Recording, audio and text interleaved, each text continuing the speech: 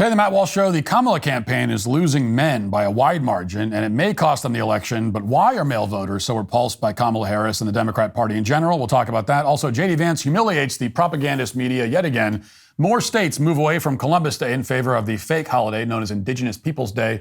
And a large percentage of young people, especially young women, say that mental illness is an important part of their identity. We'll talk about all that and more today on the Matt Walsh Show.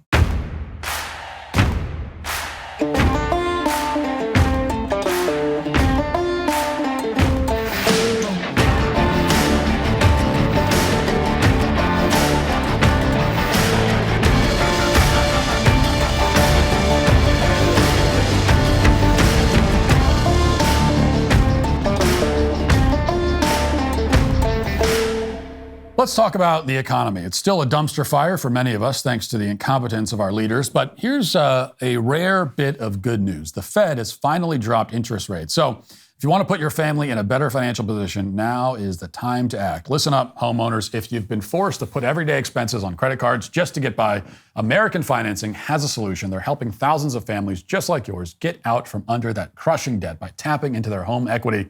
It's not a handout. It's your money, and you should be able to use it. American Financing is saving their borrowers over $800 a month on average. That's like getting a $10,000 raise at work without having to learn any corporate newspeak.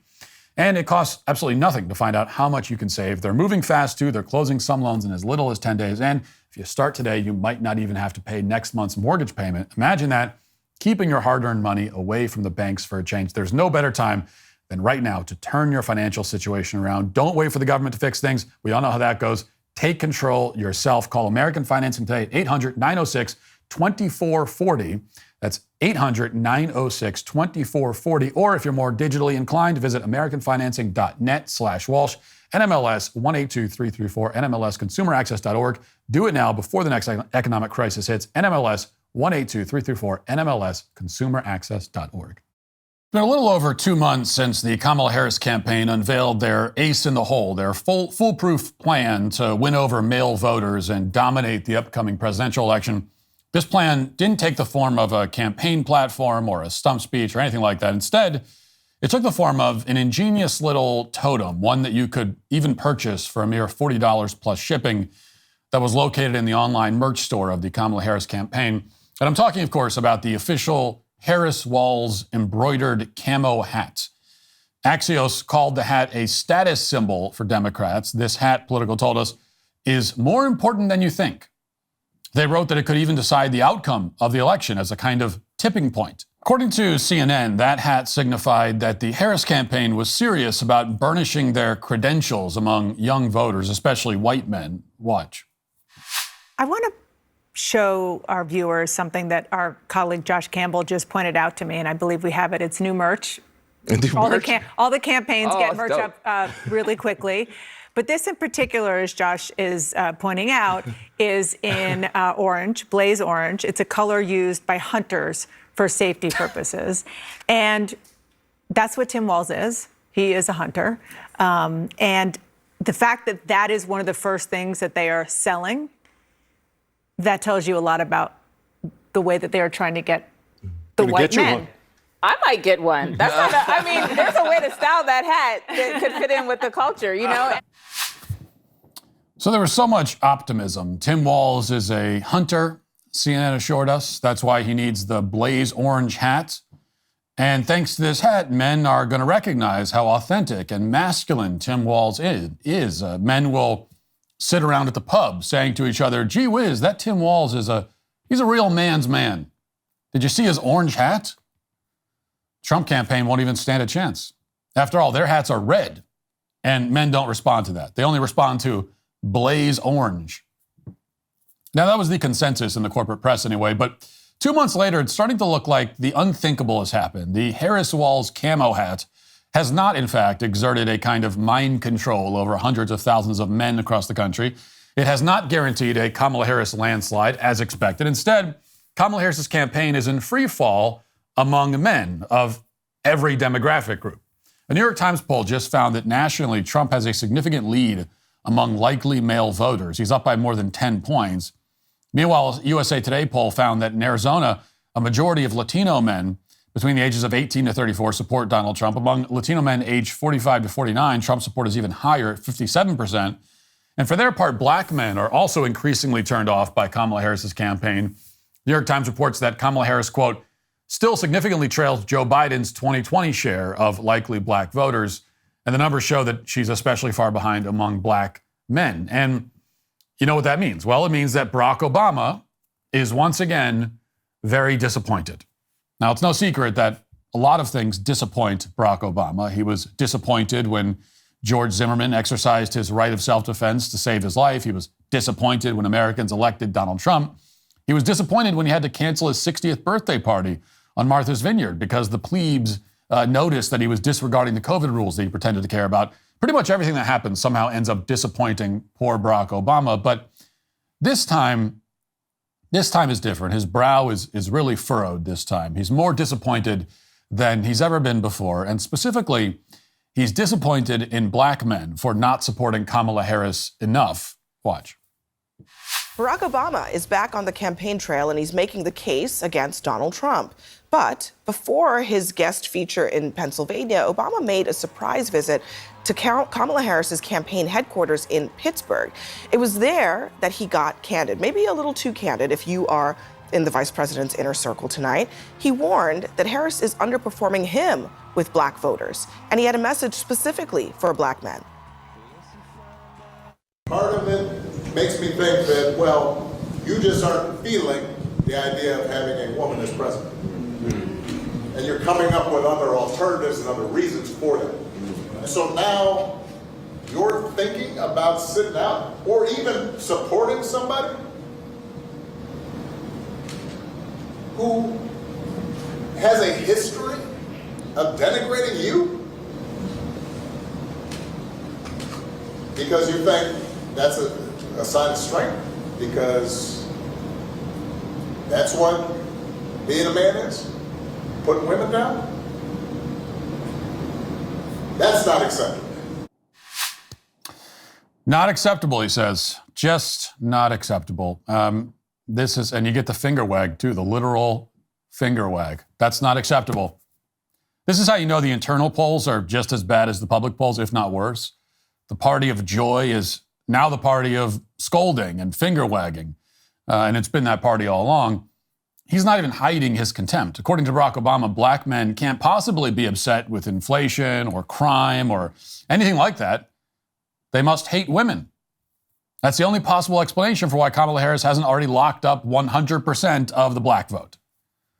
Now, what's extraordinary about this is that Donald Trump isn't even polling especially well among black voters. He's just polling a lot better than any other Republican has in recent history. Trump has something like 20% support among black men, which is much higher than Democrats are used to. Still a small minority. But Democrats recognize that this relatively small shift could very well cost them the election. It could flip states like Pennsylvania, which is where Obama was when he delivered that little dressing down. So Obama is furious. He needs black support for Kamala Harris to exceed 90%. But men of all demographic groups aren't going along with the program. And that's why in recent days we've seen Kamala's campaign and her supporters go to increasingly desperate lengths to appeal to men. That cringy ad that went viral last week is just the latest example. It was created by a former director for Jimmy Kimmel named Jacob Reed. And in case you were fortunate enough to miss this at the time when we played it last week, well, here it is again. I'm a man. I'm a man. I'm a man, man. And I'm man enough. I'm man enough to enjoy a barrel-proof bourbon. Neat. Man enough to cook my steak rare. Man enough to deadlift 500, then braid the out of my daughter's hair. You think I'm afraid to rebuild a carburetor? I eat carburetors for breakfast. I ain't afraid of bears. That's what bear hugs are for. I'll tell you another thing I sure as shit am not afraid of. Women. I'm not afraid of women. I'm not afraid of women. They want to control their bodies? I say go for it. They want to use IVF to start a family? I'm not afraid of families. They want to be childless cat ladies? Have all the cats you want. Woman wants to be president? Well, I hope she has the guts to look me right in the eye and accept my full-throated endorsement. Because I'm man enough to support women. Man enough to know what kind of donuts I like. Man enough to admit I'm lost, even when I refuse to ask for directions. Man enough to not ban young women from reading Little Women. Or one of those pants books that the sisters like. I'm man enough to raw dog a flight. It sucked. Not worth it. Now, it probably won't surprise you to learn that all of the men in this ad are actors, and they're mostly lying about their lives. One of them says that he braids his daughter's hair, but he doesn't even have a daughter, apparently. He also claims that he deadlifts 500. We can only assume he meant 500 ounces from the look of it. But something that might surprise you is that in the days since this video has been mocked extensively all over the internet, the creator of that ad, Jacob Reed, has not gone into hiding. He hasn't changed his name and fled the country in shame, never to be heard from again, although that reaction would be reasonable and prudent at this point. Instead, he just appeared on national television to double down on the concept and explain why everyone else misunderstands his marketing genius. Watch. A Rorschach test and everyone wondering what they're seeing here. But what was your intention in creating this parody and the substance of the message?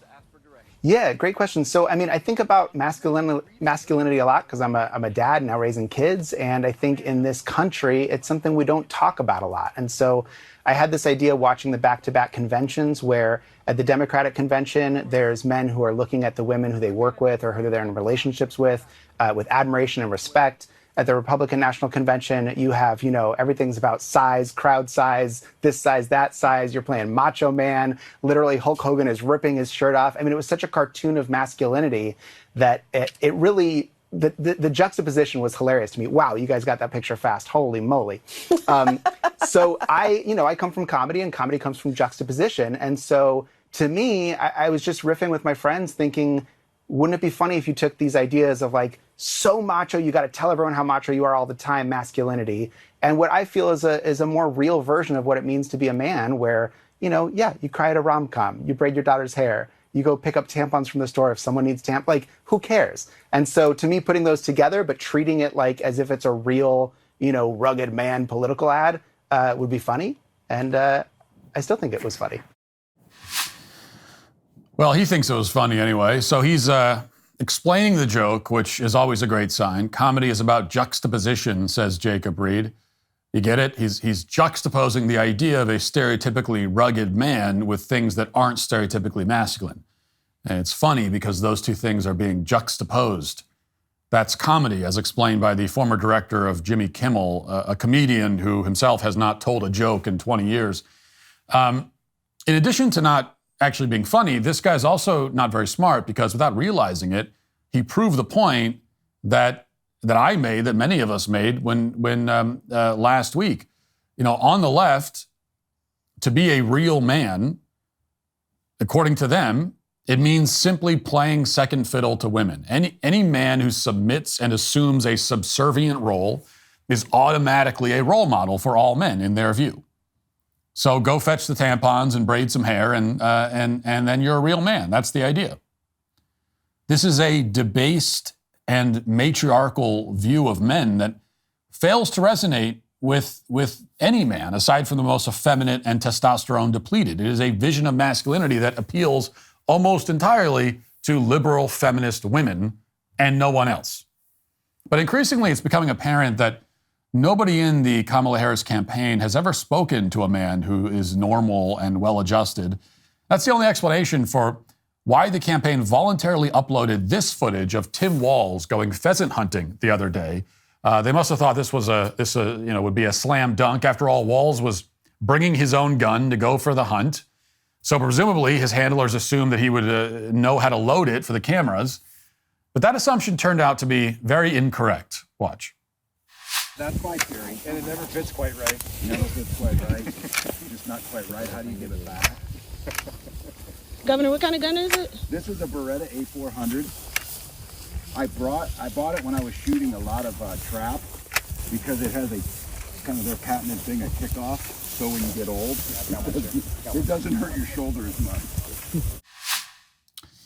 So it kind of looks like it's his first time ever handling a firearm of any kind. It definitely does not look like a guy who's familiar in any way with the firearms that he supposedly owns.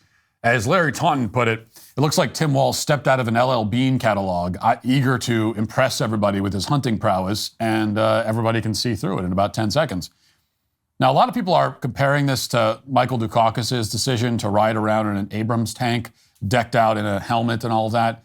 That stunt was supposed to make Dukakis look strong on national defense, but it ended up making him look silly, But really, it's not a fair comparison because Dukakis, for all his faults, never claimed to be a tank commander. He never said that he was an expert on tanks or someone who drove tanks all the time. By contrast, as you heard from CNN at the top of his segment, Tim Walz has portrayed himself as a hunter. That's why they sell the Harris Walz camo hats. And now we're learning that, like every other biographical detail we've been told about Tim Walz, it's apparently a lie. In reality, he didn't serve in Afghanistan, even though he repeatedly suggested otherwise. He's not actually afraid of spicy food, as he told Kamala Harris. He wasn't in Hong Kong during the massacre at Tiananmen Square, and now we learned that he has no idea how to hold a firearm. Now think about how desperate the campaign would have to be in order to send Walz out there with that shotgun. It's not just the fact that they decided to stage a corny photo op, it's the fact that they apparently didn't do any kind of preparation beforehand, even basic stuff like making sure he wouldn't make a fool out of himself. And then no one stopped this video from being released. In fact, the campaign began promoting it. It reminds you of all those staged photos of politicians standing over a grill on July 4th, wearing a spotless apron with creases still in it, holding a shiny spatula that an intern just bought from Lowe's 15 minutes ago. And you compare this to Donald Trump's viral video with a professional golfer a few days ago, and that racked up more than 10 million views because it was authentic.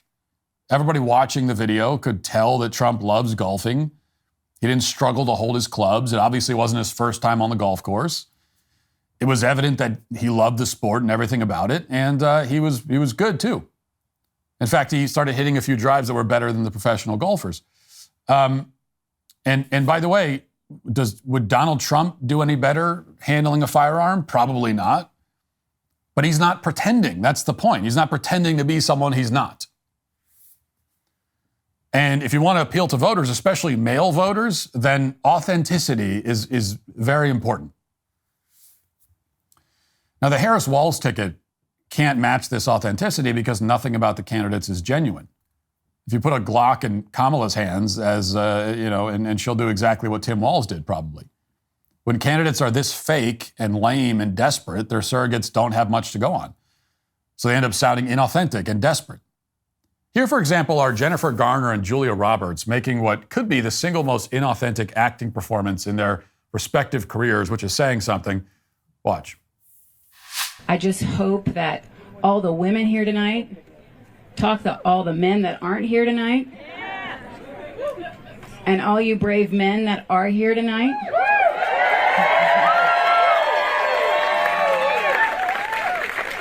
Talk to all the other men that aren't here tonight. And let's just get it going. Enough with the fighting. Let's get to the uniting. Let's get to the joy. Let's get to the repair. Let's get to prices dropping, rents dropping. Listen, I know you've knocked and knocked, and I know you've called and called. I know you've given and given, and you're worn out.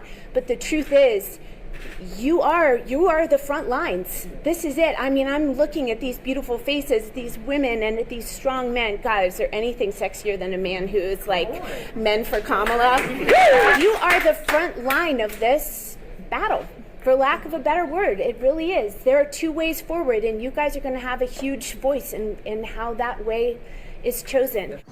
So Julia Roberts wants women to go home and nag their husbands and boyfriends into supporting Kamala Harris. And if they do that, then prices will come down and we'll have joy again in the country or something.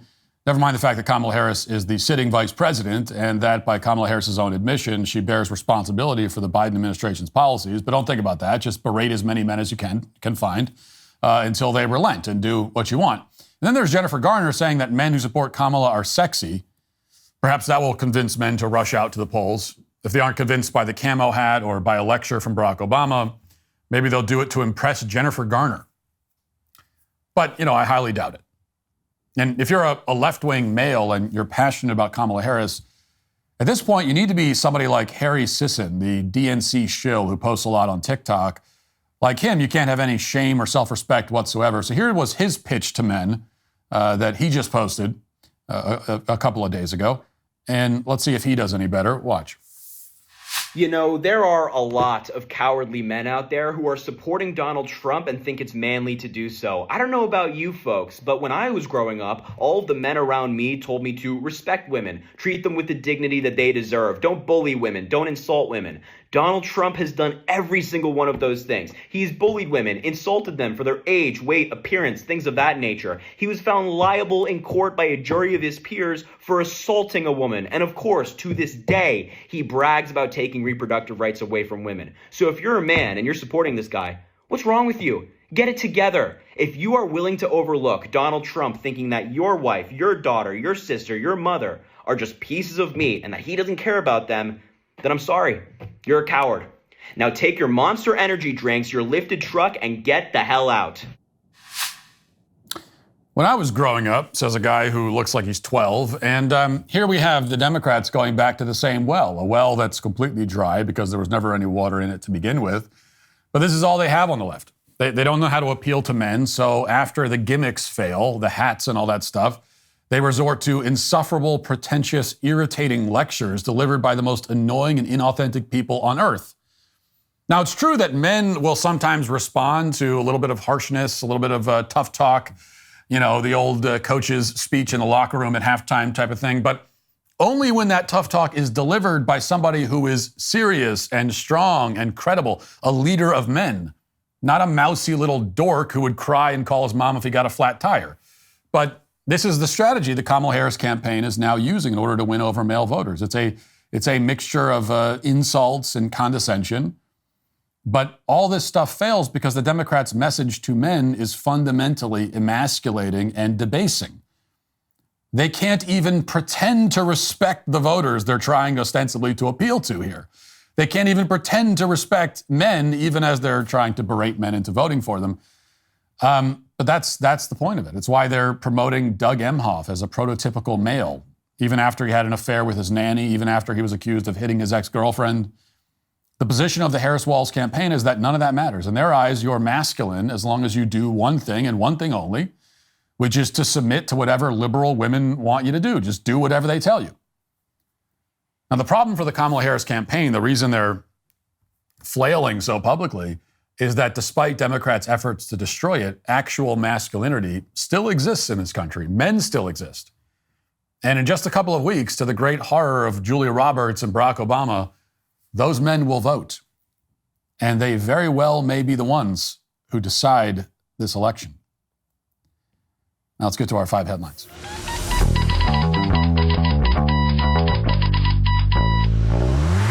Well, we got a big election coming up, and there is a lot at stake. Regardless of who's sitting in the White House, though, or in Congress, the fuse on the economy has already been lit. 4 years of a conservative presidency will not be enough to turn the tide on our $35 trillion national debt. And if the left wins, well, it's like throwing gas on a dumpster fire.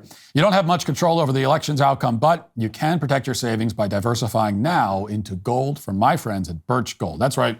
For millennia, gold has stood firm in the face of greedy governments, economic upheavals, and global strife, and it can protect you right now. Birch Gold will help you convert an IRA or 401k into an IRA in physical gold. And the best news, it doesn't cost you a penny out of pocket. Think about this. In the past 4 years, the buying power of the U.S. dollar has declined. The price of gold has increased 40%. You think that's a coincidence? Probably not. Text Walsh to 989898. Get your free info kit on gold, then diversify. As the exclusive gold partner of the DailyWire for the past 8 years, you can trust Birch Gold as I do to protect your savings. Text Walsh to 989898 today. Again, that's Walsh to 989898 today. Let's talk about hiring. Whether you're looking for someone to run your classroom, command a stage, quarterback a football team, operate heavy machinery, or even collect tolls, finding the right person for any job, well, it's a massive undertaking. But no matter what kind of position you're trying to fill, there's one thing you can be certain of. If you want to find qualified candidates fast, you need ZipRecruiter. And today, you can try for free at ZipRecruiter.com/Walsh. ZipRecruiter isn't just another hiring site. It's the one employers prefer most, according to G2. And it works fast. How fast? The moment you post your job, ZipRecruiter's smart technology starts showing it to qualified candidates immediately. Their powerful matching technology quickly finds top talent so you don't waste your time or your money. And here's a feature you're going to love. You can actually invite promising candidates to apply, encouraging them to throw their hat into the ring sooner. No more twiddling your thumbs, waiting for the right person to stumble across your listing. Want faster hiring for your office? Well, choose ZipRecruiter. See why 4 out of 5 employers who post on ZipRecruiter get a quality candidate within the first day. Go to this exclusive web address to try it for free. ZipRecruiter.com/Walsh. Again, that's ZipRecruiter.com/Walsh. ZipRecruiter, the smartest way to hire. Let's begin at the top here with a big announcement. Over the past several weeks, you've heard me talking about my film, Am I Racist? You've heard lots of other people talking about it as well. It is one of the most talked about movies of the year, the #1 documentary of the decade. And according to many people who've seen it, the funniest comedy in a very long time. That was Joe Rogan's take on it, and one of the piece of feedback we often get. Well, if you weren't able to get to a theater to see it, which I understand that, as when you're a parent especially, it's a monumental task to get to a theater. So here's the good news. We can finally tell you that Am I Racist will be available to watch at home in the comfort of your own homes in 2 weeks. It'll be coming exclusively to the Daily Wire starting on October 28th. You can watch Am I Racist only on the Daily Wire on Monday, October 28th. So if you've missed out up until now, well, there's no reason to keep missing out. You can get your Daily Wire subscription, get it today, make sure you have it. Watch the film exclusively on the Daily Wire on October 28th, and you can finally see what everyone's been talking about. You can also see why nearly every race hustler who is featured in the film has deactivated their social media accounts and denounced the film and gone into hiding, essentially.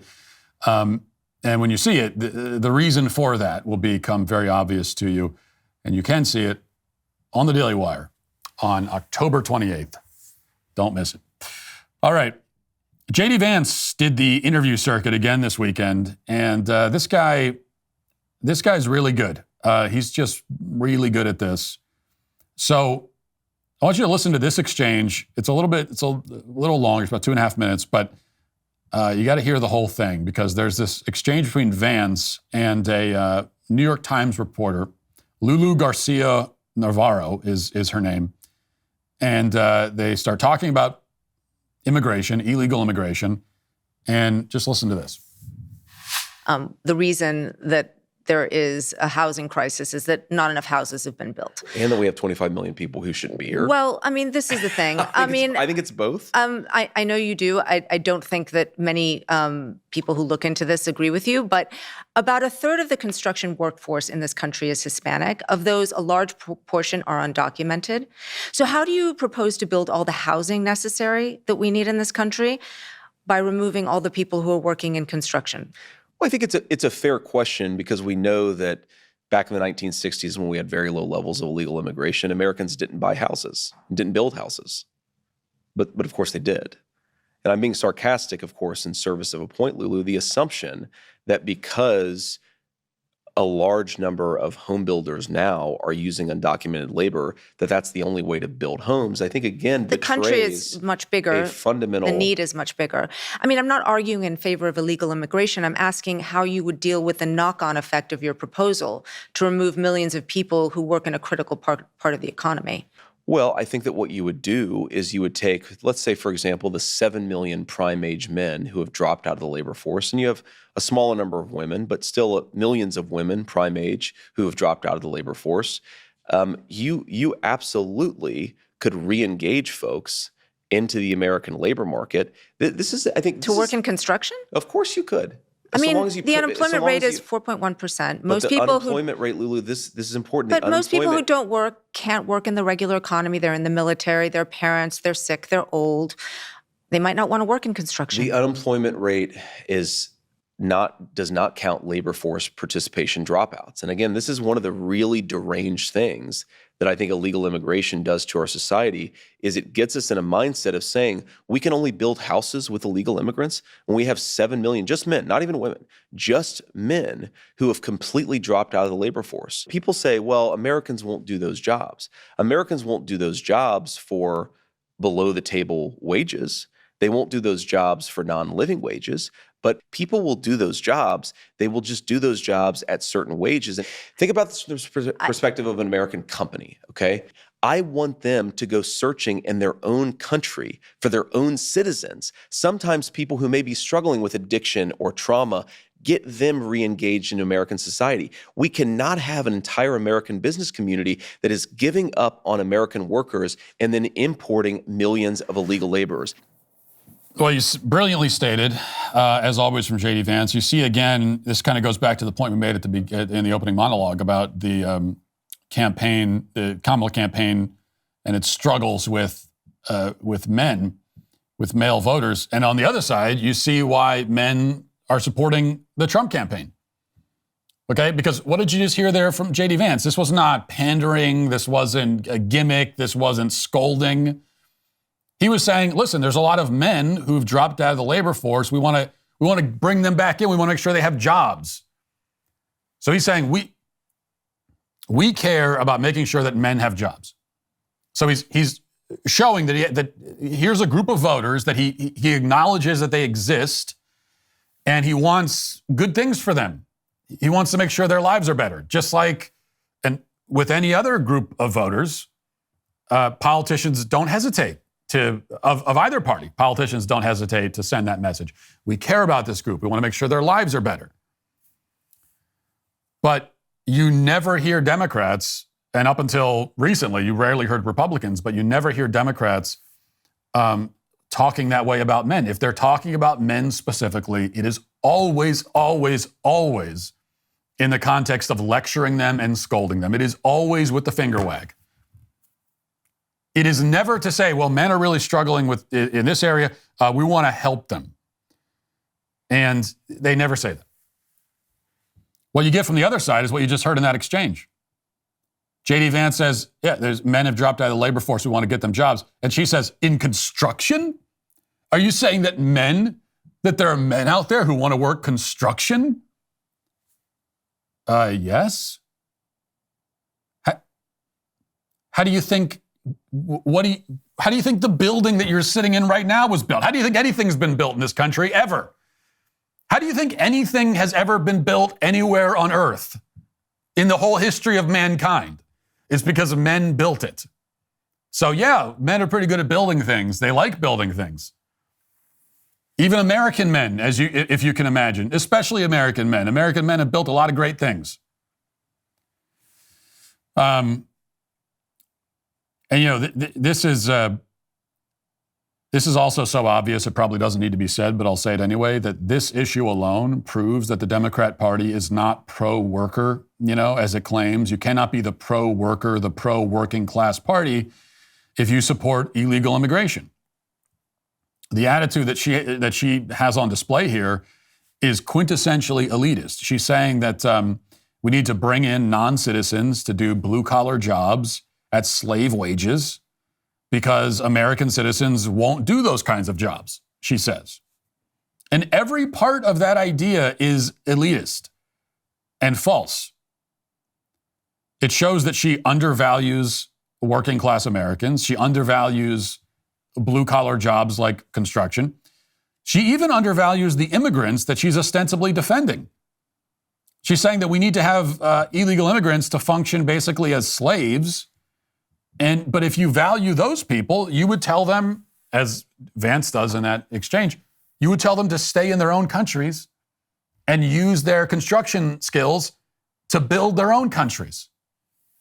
But much more importantly, if you're an American citizen and you want to lead America, you have to value your own people and your own countrymen first and foremost. And if you valued them, you would not force them to compete in the marketplace with non-citizen slave labor. And if you're opposed to, if you're so worried about big business and the evil rich people and all that kind of stuff, well, then it would seem that this would be an area you'd very much be focused on. That these businesses that want to use slave labor, and you'd want to put an end to that. All right, let's move on to this. And every time I play one of these Kamala Harris word salad clips, I always tell myself it's the last time I'll play a clip like this on the show, because at this point we get it. I mean, she's dumb. She can't speak. We don't need to go back to that point over and over again. At a certain point, there isn't anything left to say about it.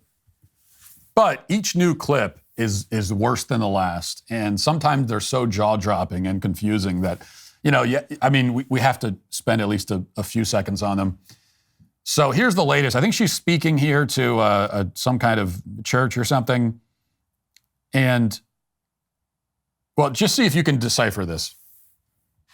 Because what we see is so hard to see that we lose faith or a vision of those things we cannot see but must know.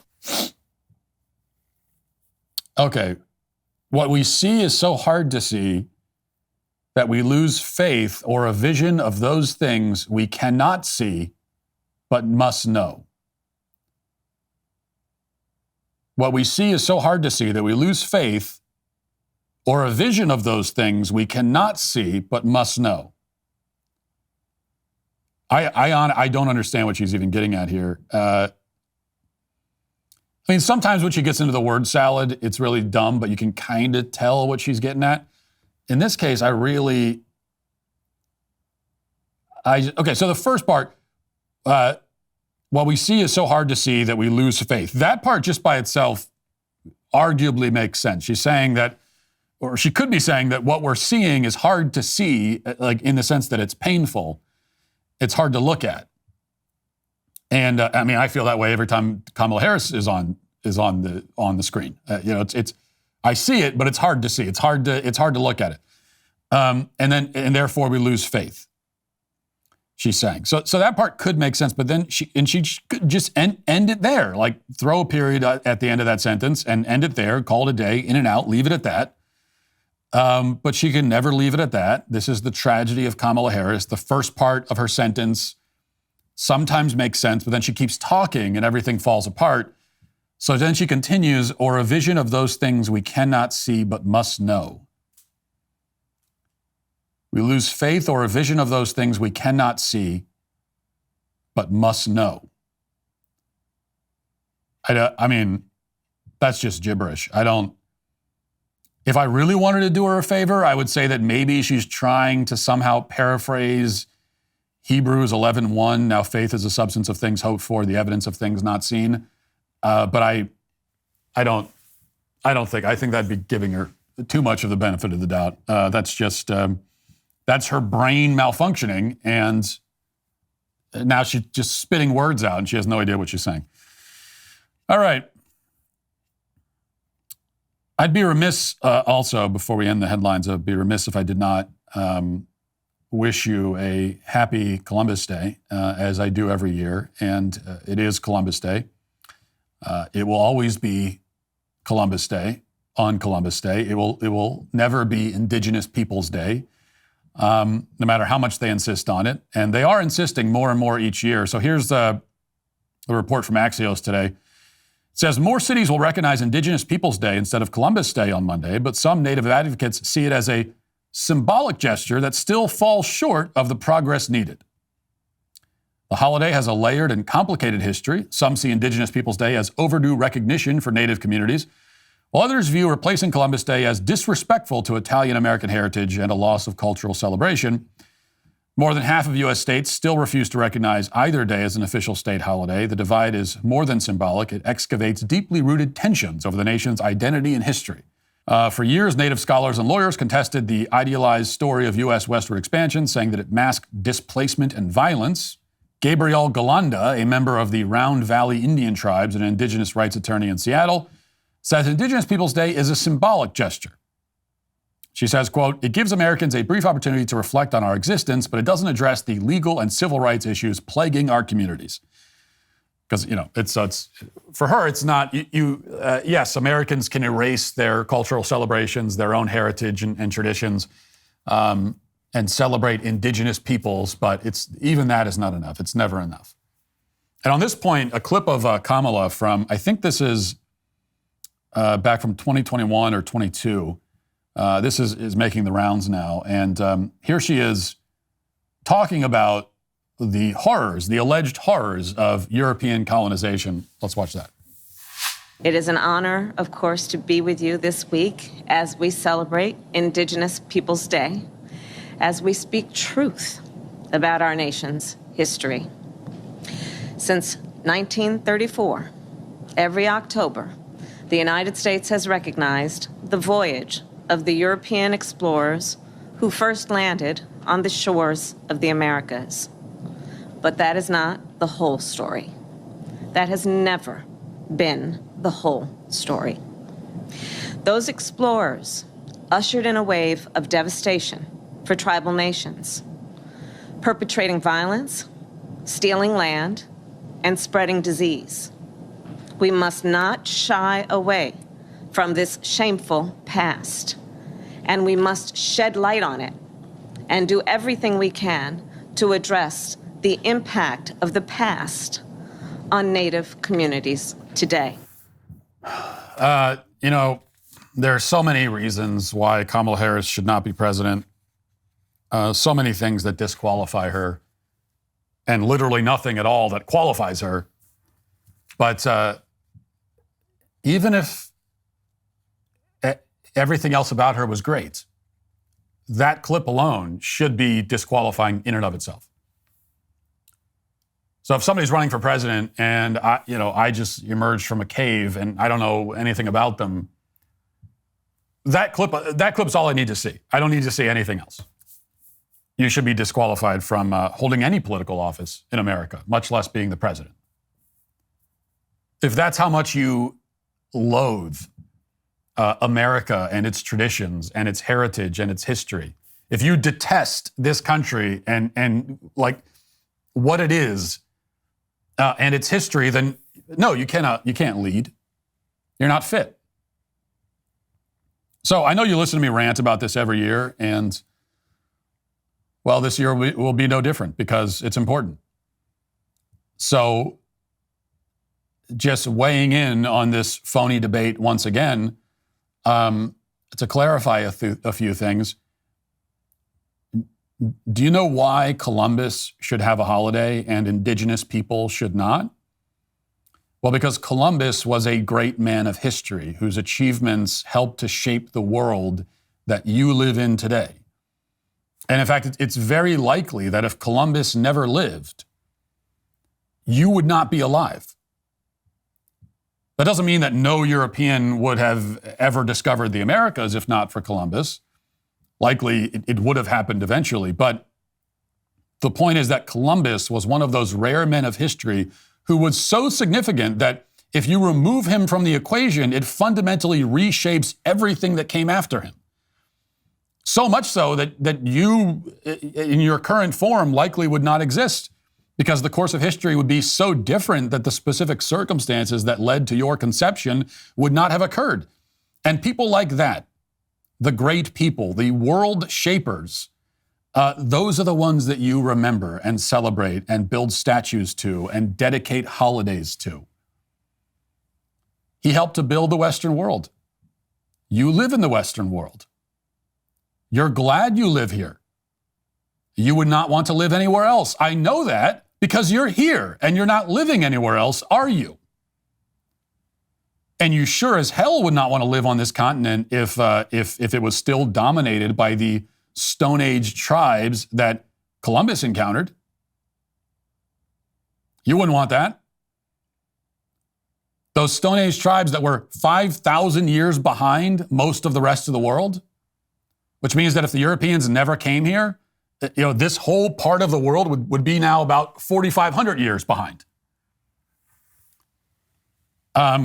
You would not want that. And so you could pretend that you're mourning. It's a tragedy. It's a tragedy. Oh, no, it's not. No, it's not. It's a triumph. The Europeans came here and took over this hemisphere. It's a triumph. I celebrate it. You should celebrate. We should all celebrate it. And life in this part of the world, again, it's not one that you would want. It would be a life that does not include any of the things that give you joy and meaning, any of the things that bring you comfort. Indigenous culture was primitive and brutal and absolutely caked in violence and warfare all the time as a way of life. Okay, so you living in an indigenous tribe, those wonderful, peaceful, Pocahontas indigenous tribes, it means that every night when you go to sleep, for your whole life, which is probably going to be brutally short, you're always worried all the time about the raiding party coming in the middle of the night and slaughtering you in your sleep. Because by the way, that's usually how they did it. They didn't fight pitched battles. The idea of having sort of dignity in the way that you fight, a sense of kind of justice and fairness. I mean, that was an approach to warfare that was distinctly European. The so-called indigenous people, they didn't see it that way. Going to war with someone just means killing as many of them as you can by any means necessary. And that usually meant sneaking in the middle of the night and killing them and their women and children, or taking their women and children as sex slaves. So that's what it would have meant. It means that if you were a man, that every time you lay your head on the pillow, well, you didn't have a pillow, but anytime you laid down in your teepee to go to sleep, you may wake up to find a knife at your throat and your scalp being ripped off of your head. And if you're a woman or a child, at any moment, you could find yourself being carried away to a life of enslavement and sexual torture. That's what life was for these indigenous tribes. Like, that's what it was. Now, the native cultures, I find it fascinating to study. I think I'm very interested in studying Indian tribes. I have nothing against the Indians. I think that there was... although there was all this brutality and all of this, there was also bravery and strength, but it was an inferior society. It was an inferior society. Inferior, you might say, well, how could you say inferior? I don't know, because it was inferior in every measurable way. Technology, art, philosophy, science, development, and morality.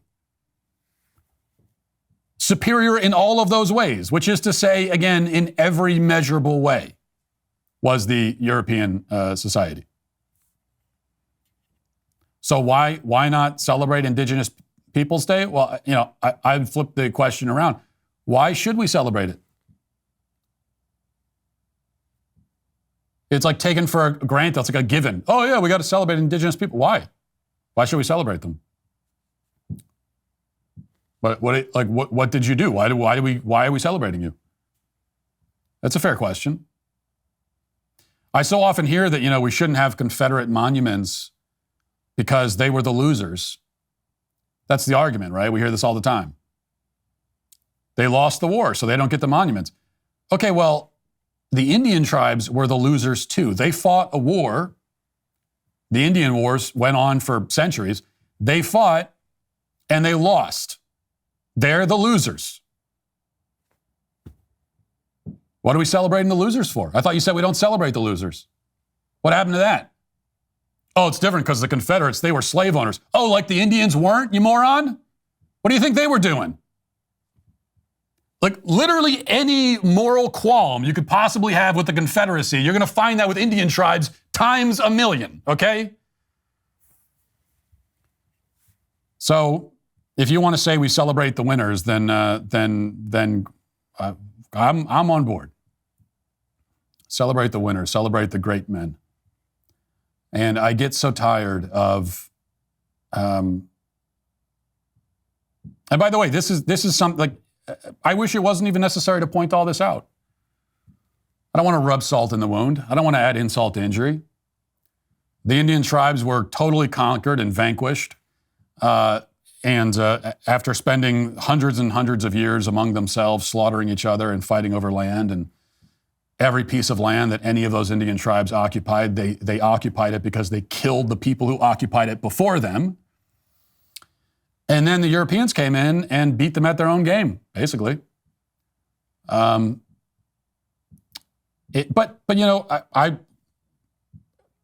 I'd prefer we didn't have to sit here and talk about all the reasons why the Indian cultures were in fact inferior. But it's necessary when you've got these people saying, well, get rid of American holidays and celebrate Indigenous People Day. And you've got these, Native American activists going around trying to tell me that I should be ashamed, trying to lecture me, sitting on this high and mighty moral perch. Well, when you do that, it's necessary for me to point out that, hey, buddy, do you know what your ancestors were doing? You realize that? Do you realize you're descended from child rapists and slavers, people that slaughtered each other en masse savagely? You make it necessary to point that out. You don't want to point it out, then get off your perch up there, your moral high ground that you don't possess. So I get so tired of a bunch of these mediocre nobodies, a bunch of these leftist, anti-American leftists, these feckless zeros, sitting there all snide and just declaring that the men who created the world they live in and gave them everything they have were bad, actually. Not that impressive, not that great, right? That's what you say. You've literally done nothing. You've accomplished nothing at all in your life, zero. That's what gets me the most. You know, when these people, they sit there, it's Columbus. He wasn't even trying. He wasn't even trying to discover America. It was an accident. No, there was no accident, you dumbass. He set out across an unknown ocean looking for land, and he found it. Oh, but he didn't even know what land it was. Of course he didn't. How could he have known? No one had sailed that direction yet. He didn't have the map.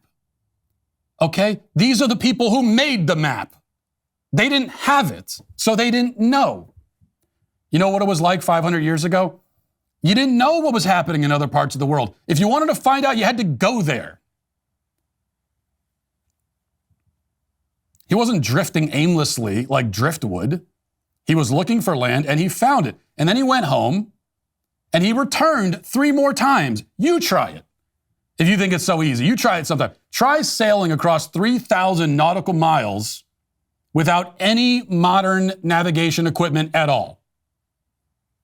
Go ahead, give it a try. Just try leaving from Spain and making it to the Caribbean with no modern navigation, not even a map.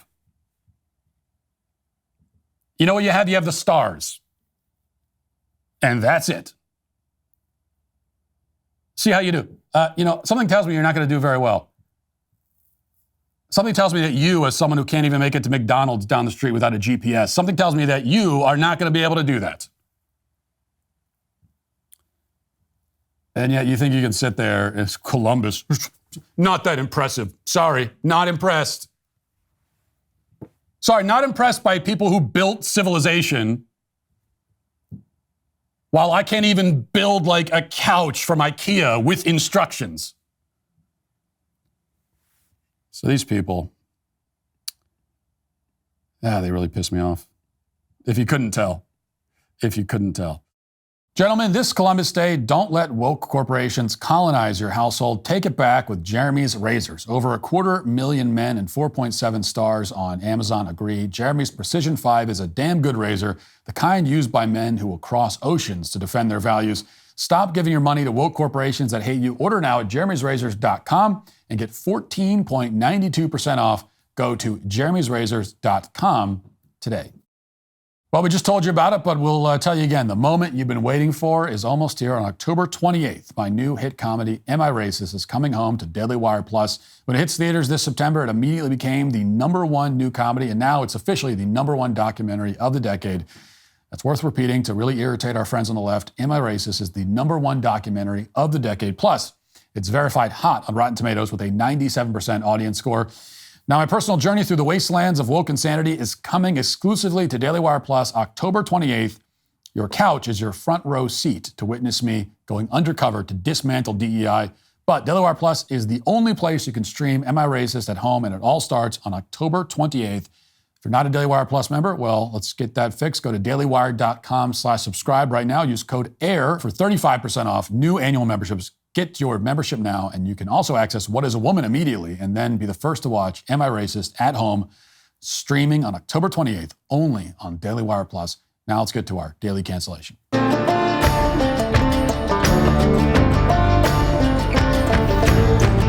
About 50 years ago, a psychologist named Julian Jaynes wrote what is, for my money, one of the most interesting books of all time, even if the central thesis is almost certainly completely wrong. The book was called The Origin of Consciousness and the Breakdown of the Bicameral Mind. And the central thesis, as Jaynes explains it over the course of 500 pages or so, is that human consciousness, as we understand it, our self-awareness, our ability to perceive ourselves as selves, is not inherent. Consciousness, Jaynes proposes, is a developed trait and a relatively new one in the grand scheme of things. He argues that human beings only became self-aware about 2,000 to 3,000 years ago. And prior to that, we were essentially schizophrenic automatons. The mind was split between the two hemispheres, like it is now, but the two together did not create a cohesive conscious whole as they do now. Jaynes's theory was that the right side of the brain would speak to the left side of the brain in a literal audible sense, so that ancient people were hearing voices in their head all the time. And the left side of the brain considered the voice coming from the right side to be the voice of God or of the gods. This is also the origin of all religions on Jaynes's view, and simply followed the commands given to it without reflection or consideration.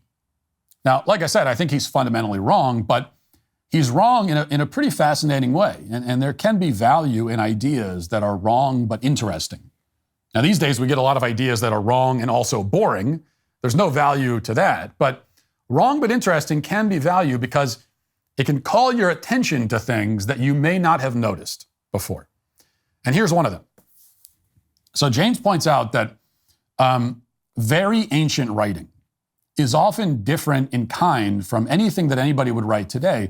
It's not just that these writings recount events from a long time ago and reflect values, attitudes, and customs that seem archaic to the modern reader. The writing itself, what it focuses on, the way that it talks about its characters, is profoundly different. Even by our standards, sort of bizarre. That's the way we would look at it anyway today. This is the sort of thing that you may not notice until somebody points it out, but the earliest writing, the earliest stories, including some of the oldest books in the Bible that Jaynes cites in his book, they don't tell you much of anything about what the characters are thinking and how they're feeling. So the characters just do things. They go here, they go there, they fight battles, they war with each other and with their gods, but we're told almost nothing about their inner lives. The story, an ancient story, has a protagonist on a journey, but the journey is external. There's no internal journey at all, or at least not much of one. Now, this is very different from modern stories. For a modern storyteller, whether it's a novelist or a filmmaker or anybody else, the inner life of the characters, especially the protagonist, is not only an important detail, but it's the most important detail very often. The inner life is the story. We would say today that a novel or a screenplay where the hero does a bunch of stuff but doesn't change as a person, doesn't experience any inner transformation, is not just bad by our standards, but has fundamentally failed to do the thing that a story is supposed to do. Now, when Jaynes notices this dichotomy between modern storytelling and ancient storytelling, he sees it as proof that ancient people weren't conscious. The reason they don't tell us about the character's inner life is that there was nothing to tell. The inner life didn't exist at the time. But I don't think that's the reason. I think ancient people had an inner life. They had feelings. They just didn't prioritize those things. They didn't think that it was all that important. They tell us what the characters did, not how they felt, because to the ancient person, the feelings were essentially irrelevant. This was a difference in priority, not in the way that their minds worked. Consciousness has not fundamentally changed, but the contents of consciousness, the things that we prioritize, the things that we think about, those have changed drastically. And in the modern world, we've arrived at a point that is, I would say, a 180-degree opposite from ancient times. Ancient man defined himself by action alone. His inner thoughts and feelings didn't matter that much to him. Modern man now defines himself by his inner thoughts and feelings alone. Actions don't matter. So Jaynes reads ancient writing and assumes that ancient people were bodies without minds, essentially. A future Julian Jaynes, 3,000 years from now, may read what we write today and assumed that we were minds without bodies, like we were just a bunch of brains in jars sitting around on a shelf somewhere, feeling and thinking things, but not actually doing anything. That brings me finally, after a tortuously long preamble, to the actual point of today's Daily Cancellation. A group called the Skeptic Research Center has just published a new study which shows just how far we've come. You might say fallen in some ways, since, say, the Iliad was written. Quote, 72% of Gen Z women and 67% of Gen Z men agreed that mental health challenges are an important part of my identity. Across generations, women are more likely than men to believe mental health challenges are an important part of their identity, but rates are higher in younger generations regardless of sex. Now, if you look at the graph, you can see that a majority of millennials also view their mental health challenges as a crucial aspect of their self-identity. 67% of women in my generation respond in the affirmative, 56% of men. For Gen X, it's 53 and 47% respectively. But among boomers, only 34% of women define themselves by their mental illnesses, and an even smaller 27% of men. So for all the grief we give boomers, deservedly so much of the time, they are the last bastions of sanity in the West, it would seem. I mean, after them, we'll be left only with generations predominantly composed of people who romanticize and celebrate mental illness. We went from ancient man, who put no importance on his mental states at all, to modern man, who put central importance on his mental state, to the most recent and most modern of modern men, who puts specific importance on negative mental states. He finds his identity specifically in his mental hardships, most of which are self-imposed, grossly exaggerated, and often totally imaginary. Now, of course, I'm using he and man here in the universal sense. In reality, women are the bigger culprits, as the survey data says. But either way, what we're seeing now goes far beyond a mere victim mentality. A victim mentality that we talk about all the time. I think that phrase doesn't quite capture what is happening. Because a victim mentality means that you tend to lapse into narcissism and self-pity, and that's bad enough. But this is beyond that. I mean, these days, there are millions of people whose very sense of identity, their sense of selfhood, is wrapped inextricably around their perceived suffering. Emphasis on perceived, because after all, a mental health challenge, quote unquote, does not have to mean, and usually does not mean, that they are the victims of psychosis or some other legitimate mental illness. A mental health challenge is simply any negative mental state that causes some measure of discomfort. It's only in recent times that we have not only medicalized all uncomfortable mental states, but also tied our identity to them, which means that you're really identifying as, most of all, a medical patient. And that's worked out very well for the pharmaceutical industry, but it has been a nightmare for the human race. Now, I'm not saying that we should adopt a 2000 BC approach to mental health, one where mental health doesn't exist as a concept and literally nobody cares how you feel, and you care how you feel least of all. The change doesn't have to be quite that drastic, though that approach would be preferable to the current one, I think. Instead, I think what you should do with most of your mental health challenges is acknowledge them, acknowledge that you're having an uncomfortable mental experience, and then move on with your day. And you should also realize, and this is a very important point, that there is nothing terribly interesting about the fact that you're feeling anxious or depressed or whatever else. These are universal human experiences. They are not unique to you. This is what it means to be a person. And if you sit there and say, yeah, but my feelings of anxiousness and sadness are different from most people, probably not. I mean, number one, how do you know? You have no idea what's going on in other people's heads, but probably not. This is actually just, it is your narcissism telling you that your own mental hardships must be different in kind from everybody else. Probably not. And it is unhealthy to find your identity in these experiences. It's also incredibly boring. It's like saying that the fact that you experience hunger is an important part of your identity, or that having one head instead of two is an important part of your identity. That stuff may define you biologically as a human person, but it shouldn't define your personality. So, to review, your mental health challenges are not that interesting, not that unique, and they probably aren't nearly as challenging as you tell yourself. But most of all, they should not be the source of your identity or even an important part of your identity.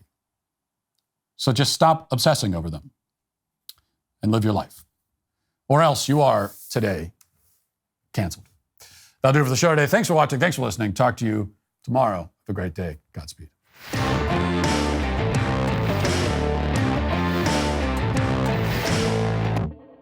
Republicans are Nazis. You cannot separate yourselves from the bad white people. Growing up, I never thought much about race. It never really seemed to matter that much, at least not to me. Am I racist? I would really appreciate it if you left. I'm trying to learn. I'm on this journey. If I'm going to sort this out, I need to go deeper undercover.